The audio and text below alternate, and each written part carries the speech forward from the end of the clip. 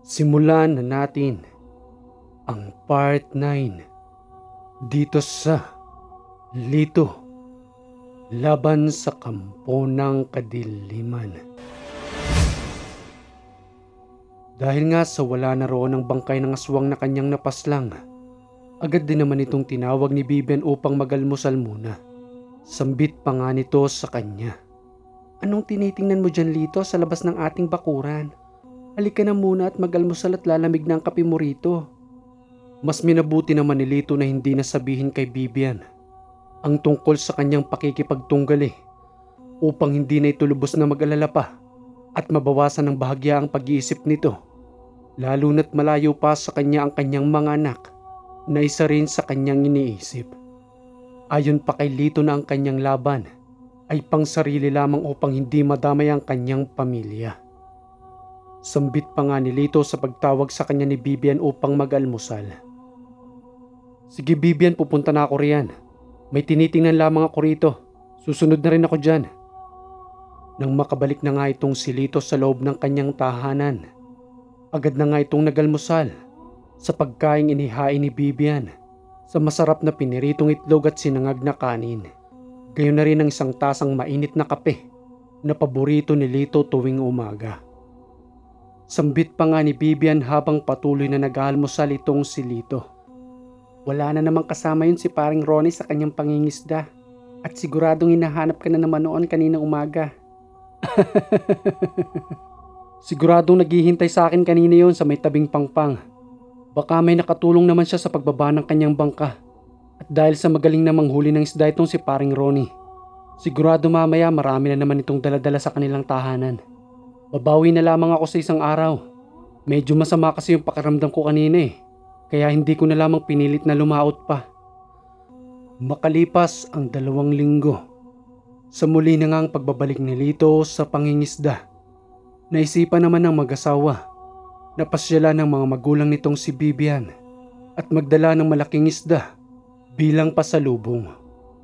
Hindi naman iyon kalayuan sa kanila, kaya mabilis ding nakarating ang 2 mag-asawa.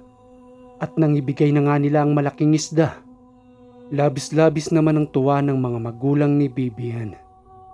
Wika pa nga ng matanda habang lubusan itong nagpapasalamat sa kanila.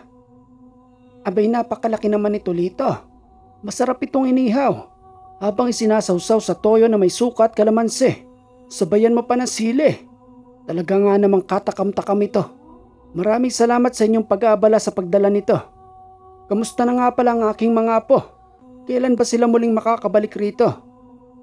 Wika ko naman sa aking biyanan.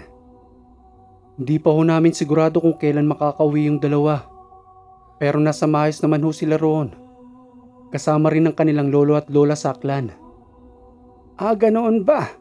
Kapag nakauwi na yung 2 ay dalahin nyo naman dito sa amin. Namimiss na rin namin ang aming apo. Lalo na't ilang buwan na rin namin itong hindi nakikita. Oo naman ho. Hayaan nyo ho't pagdating pa lamang nila. Kapag nakauwi na ay didiretso ka agad kami rito. Sige Lito, maiwan na muna kita dyan at lulutuin ko muna ito upang makakain na tayo. Akin na ho tayo, tulungan ko na ho kayo sa pag-ihaw. Hindi na Lito, ako na lamang at madali na lamang ito. Maupo na lamang kayong 2 dyan ni Bibian at saktong-sakto rin ang pagdating ninyo. Dahil humihingi ng tulong ng isang anak ko na 4 na buwan na itong buntis na nagpunta rito kasama ang kanyang asawa at humihingi nga ito ng tulong. Dahil nga raw sa madalas na pagsakit ng tiyan nito, kaya pinag-aalala iyon ng 2 mag-asawa at ang sabi ko nga ay pumunta sa inyo. Hindi pa naman ho sila nagagawi sa amin. Siguro ay abala pa sa kanilang ginagawa. Hayaan nyo ho at kami na mismo ni Bibian ang sasadya sa kanila para maagapan natin kung ano yung dahilan kung bakit sumasakit ang kanyang tiyan, lalo na't may sanggol sa kanyang sinapupunan. Matapos ngang makapag-usap ng 2, habang niluluto ng ama ni Bibian ang isda, ay nakikipagkamustahan naman sila sa kanilang inay. Sa kadahilan ng magaling ng paa nito na ginambala noon ni Aling Maming, na malapit pa nitong kapitbahay at kumare.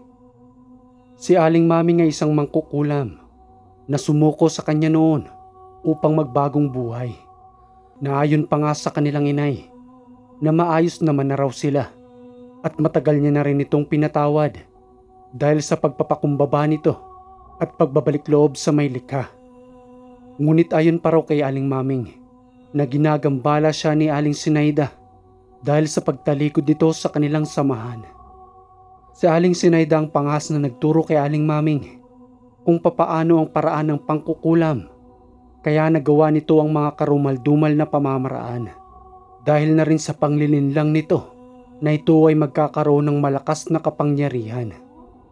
Ayon pa nga sa magulang na iyon ni Bibian na mayroon ding karamdaman ngayon si Aling Maming dahil sa pagpapasakit ni Aling Sinaida.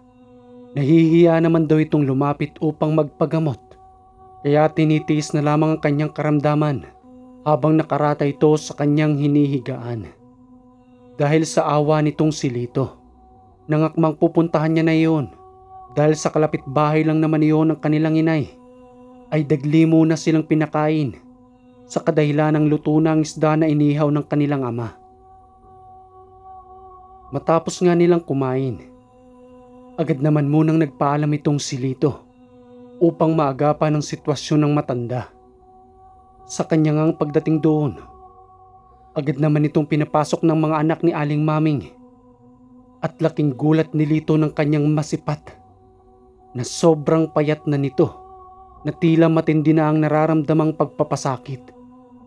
Kaya nang muling masipat ni Aling Maming itong si Lito, napangiti na lamang ito na tila tuwang-tuwa sa kanilang muling pagkikita. Wika pa nga ni Lito na tila maluha-luha na ito sa kadahilan ng nagbago na ang matanda, ngunit hindi pa rin ito nilulubayan ng kadiliman. Aling Maming, bakit naman ho hindi kayo nagpahatid sa bahay? O kaya naman ay tinawag ninyo ako para pumunta rito? Mabuti na lamang at napasyal kami kay Inay at Itay, kaya napagalaman kong nakaratay nga kayo. Sambit naman ito habang nakahiga at tila hinang-hina ang kanyang buong katawan dahil sa kanyang karamdaman. Pasensya ka na, Lito. Nahihiya na akong magpunta pa sa inyo dahil sa dami ng kamali ang ginawa ko sa inyong inay. Sa pagiging mabuti nito sa akin, nagawan ko pa ito noon ng masama. Huwag nyo na hong isipin yon dahil nakaraan na ho yun. At pinagsisihan nyo na ho ang lahat. Nandito ho ako sa tahanan ninyo para manumbalik yung katawan ninyo. At pagbabayarin natin ang may kagagawan yan. Hindi ko ho papapasukin sa inyong katawan ang gumagambala dahil baka hindi na ninyo kayanin pa. Ito hong isang anak ninyong lalaki na lang. Maghawak kamay lang ho kayo upang sa kanya ko mapapasok ang gumagambala sa inyo. Matapos ngang maipasagawa iyon ni Lito, agad naman itong pinapasok sa katawan ng anak ni Aling Maming kung sino ang gumagambala. Maya-maya pa ay nagsisigaw na ito na tila maliit ang tinig na lumalabas. Sambit pa nga ni Lito habang namimilipit sa sakit ang nagpapasakit na iyon. O ano? Sino ka? At bakit ginagambala mo itong si Aling Maming? Sa paulit-ulit na pagtatanong nitong si Lito, hindi naman nagsasalita ang nakasanib na iyon upang ikubli ang kanyang pagkakakilanlan sa kanyang pag-aakalang hindi malalaman ni Lito. Sambit pa nga ni Lito sa nilalang. Aminin mo man sa akin o hindi, alam ko na kung anong uri ka dahil sa kanina pang ibinulong sa akin ng aking mga gabay kung sino ang nag-uutos sa iyo, kaya pinapasakitan mo itong si Aling Maming. Isa kang duwending itim na alaga nitong si Aling Sinaida. Mautak din talaga itong si Aling Sinaida, no? Upang hindi siya ang lubusang mahuli, gumagamit ng ibang elemento para lamang makaligtas habang tinatanggal ang kanilang pag-uugnayan upang hindi ito lubusang matawag. At ikaw naman maliit na nilalang, bakit nagpapagamit ka sa kanila? Samantalang meron kang sariling buhay dito sa mundo. Gayon na rin may sariling kakayanan. Nagpalinlang ka pa. Siguro ay dahil na rin sa kulay mo. Kung ako sa iyo, alisin mo na kagad ang lahat ng ikinarga mo dyan kay Aling Maming. Dahil baka biglang kumati ang kamay ko, makitlan kita ng buhay. Dahil sa lubusang pagmamatigas ng duwending itim, Lubusan pa rin itong pinasakitan ni Lito hanggang sa nagsalita na ito. Wika pa nga nito. Patawad. Alisin ko na lahat ng kinarga ko rito. Hindi ko na rin susundin si Sinaida. Magpapakalayo-layo na rin ako. Akala ko pa naman magmamatigas ka pa rin. Natikman mo tuloy ang dumadaloy na kuryente sa aking mga daliri. Sige at pagbibigyan kita ng pagkakataon.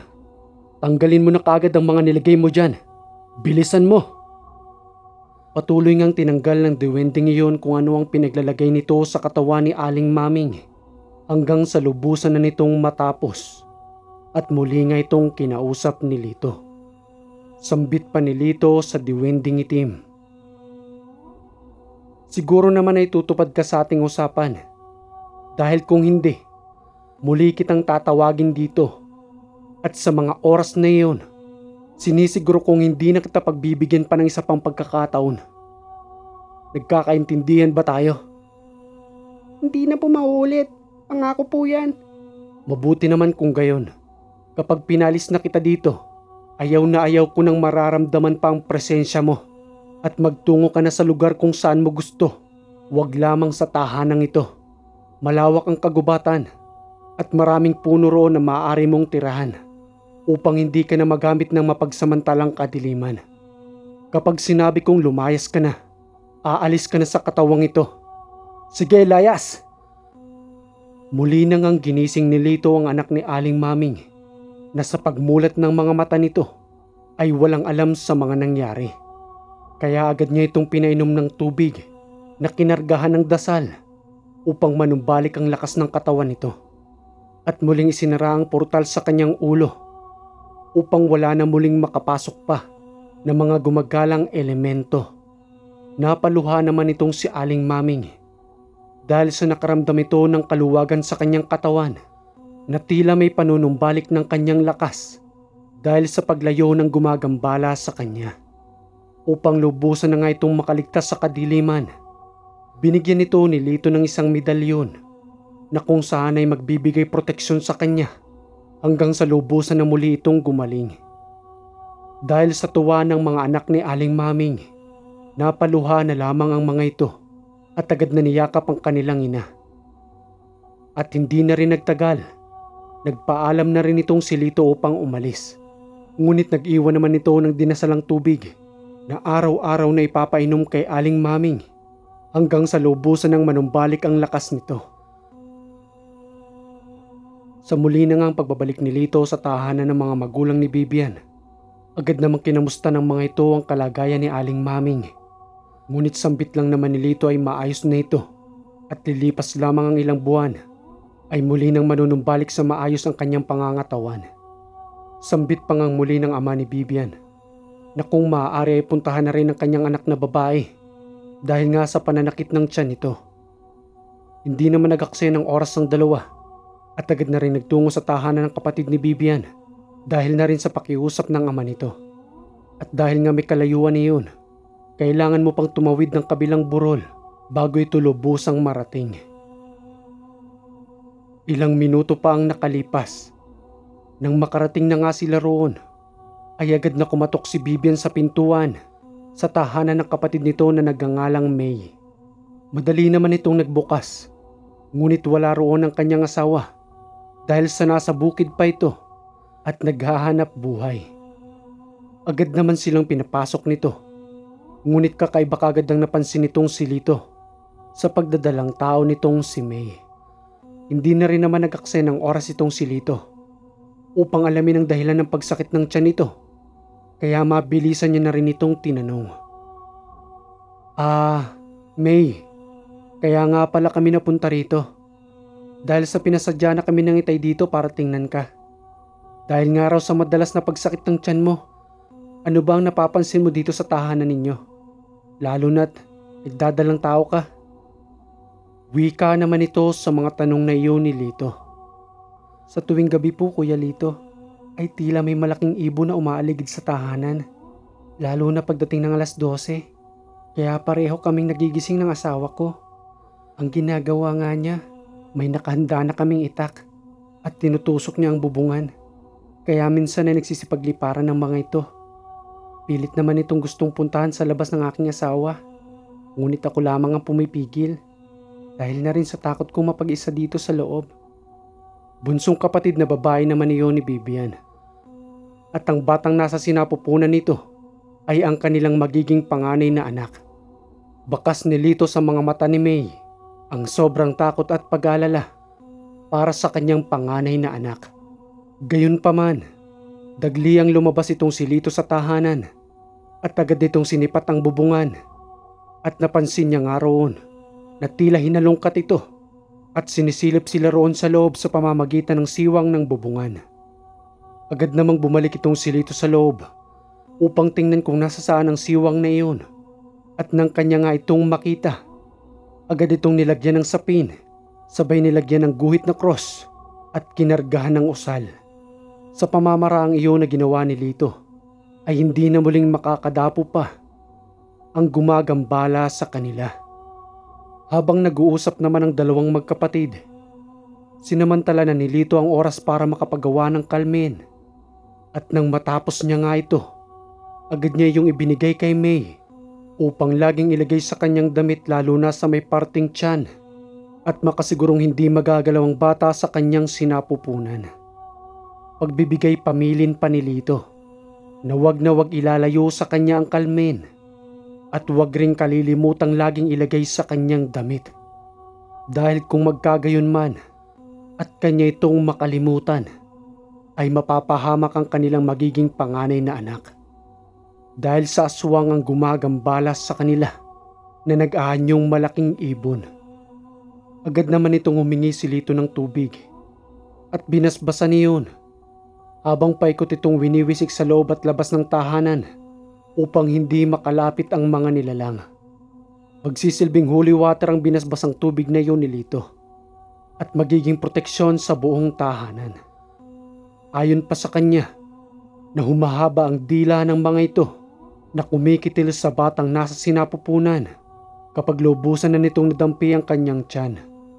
Dahil para sa kanila ay napakabango nito na nagbibigay pagkalam ng kanilang sikmura.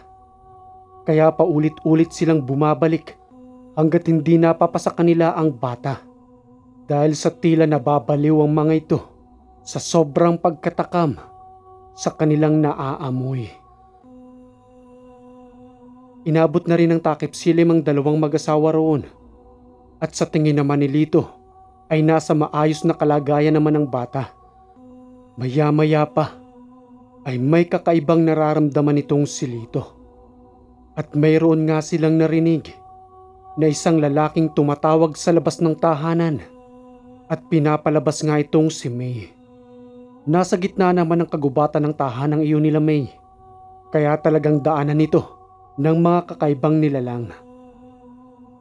Nang napagtanto ni May na boses ng kanyang asawa ang tumatawag sa labas, kaya nang papunta na ito sa pintuan, agad iyong pinigilan ni Lito dahil sa may nababatid siyang kakaiba. Imbis na si May ang lumabas, si Lito ang kaagad na nagbukas ng pinto at nakita niya ang asawa iyon ni May. Sabay wika nitong si Lito ng, "Napakagaling mo naman. Hawig na hawig mo ang asawa ni May kahit na ang kanyang damit at ang pangangatawan nito. Hindi mo ba naramdaman na nandirito kami? Dahil na rin sa pagtatago ko ng aking kakayanan. Kaya nga akala mo, malaya kang makakalapit dito. Tingnan mo nga ang iyong sarili.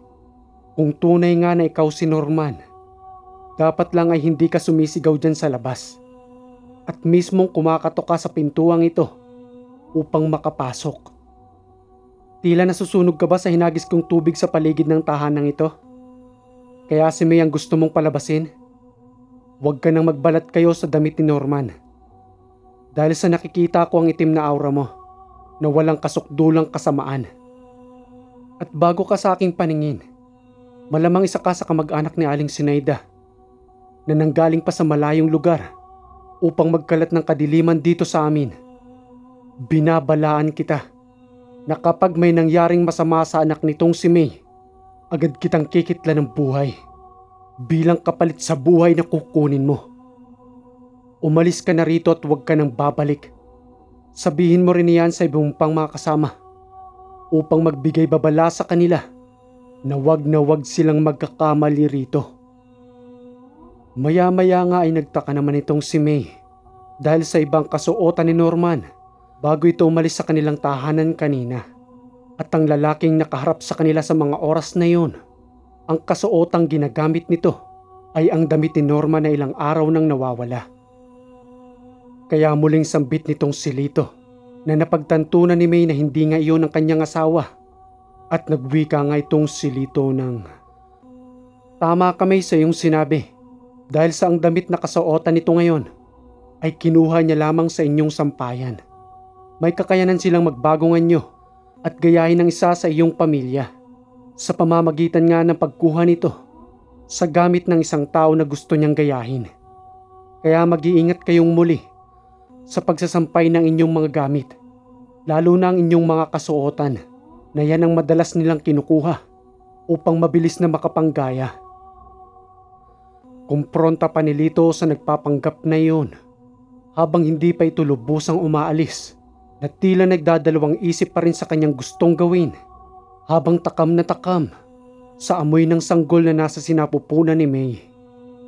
Muli pang sambit ni Lito, "Alam mo, tila isang magnanakaw ka upang makapanggaya lang. Kailangan pa talaga ninyong kunin ang damit ng gusto ninyong gayahin." Maya-maya ay nagwika naman ang ermitanyo sa isipan ni Lito. Wika pa nga nito, "Lito, wag mo nang patakasin yan. Siya na mismo ang lumapit sa iyo at kailangan mo na itong puksain. Gamitan mo na kagad ito ng mga usal upang hindi na ito makalis pa at lubusan ng manghina."